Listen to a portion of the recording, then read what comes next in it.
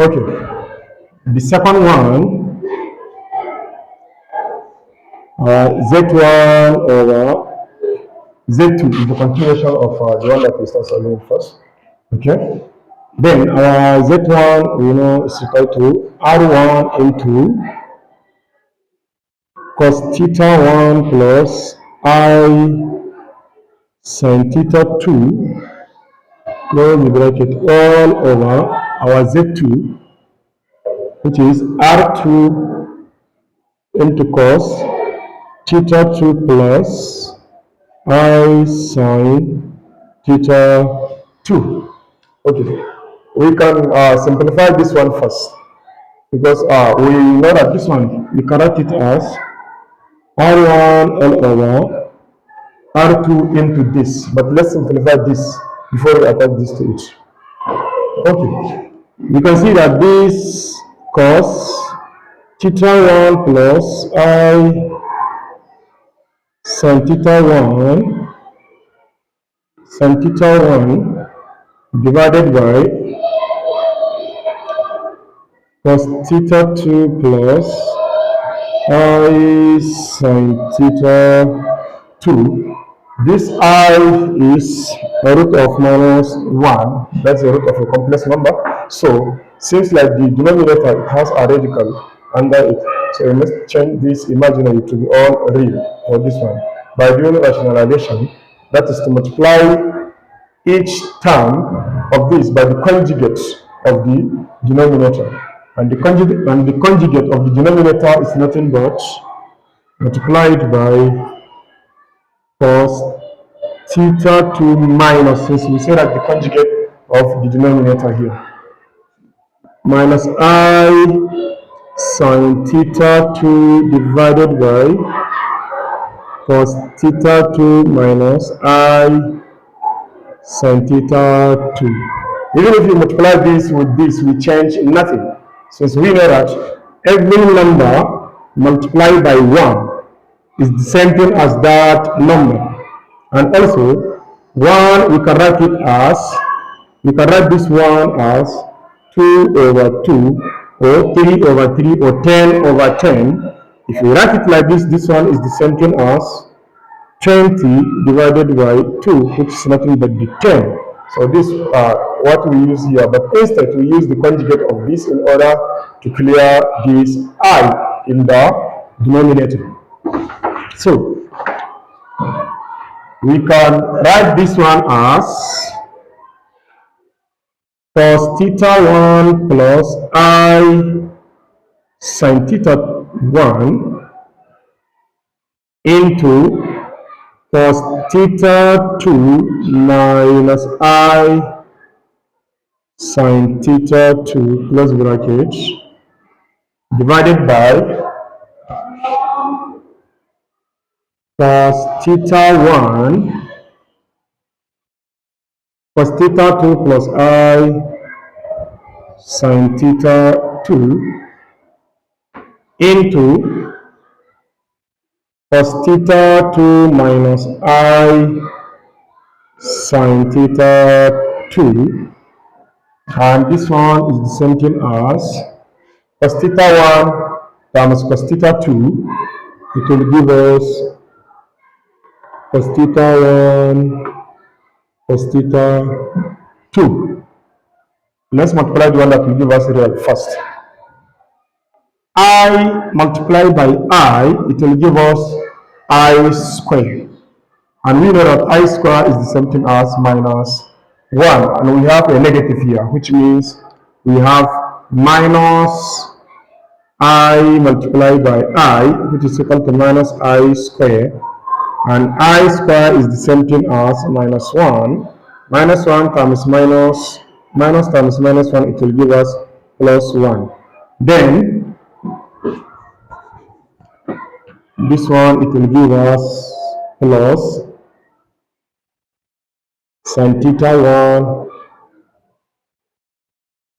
sin theta 2. We are finished with the one that will give us the real value. So the one that will give us the imaginary part, we have cos theta 1 multiplied by I sin theta 2. Then this one is the same thing as minus I sine theta 2 cos sine theta 2 cos theta 1 cos theta 1, and again this I sine theta 1 multiplied by cos theta I, it will give us plus I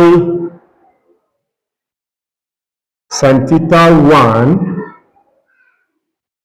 cos theta 2. Yes, it's taking it all. Okay,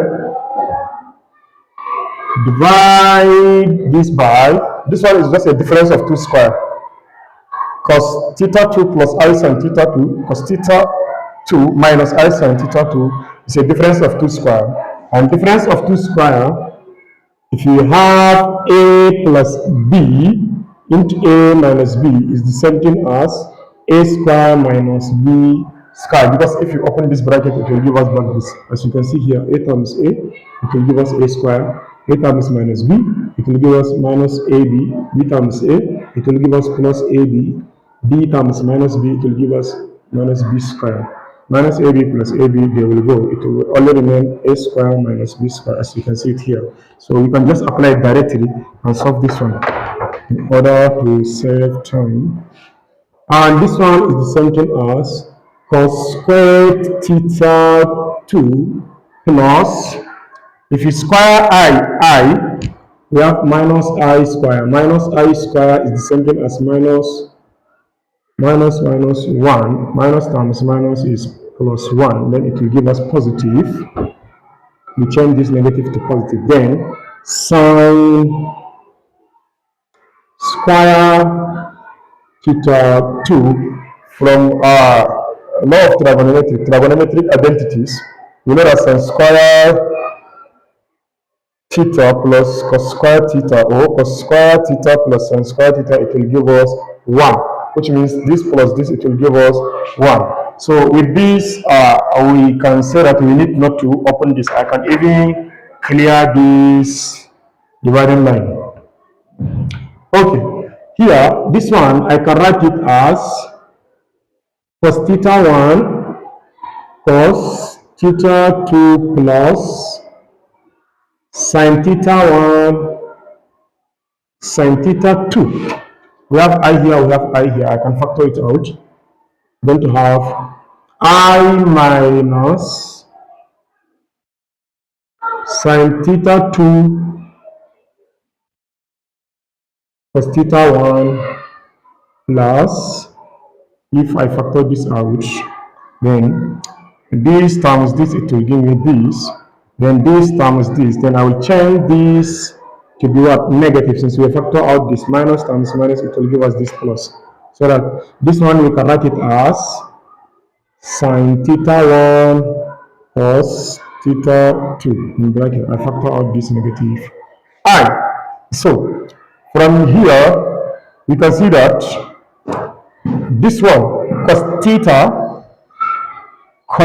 2 plus sin theta 1 sin theta 2, it will give us cos open bracket theta 1 minus theta 2.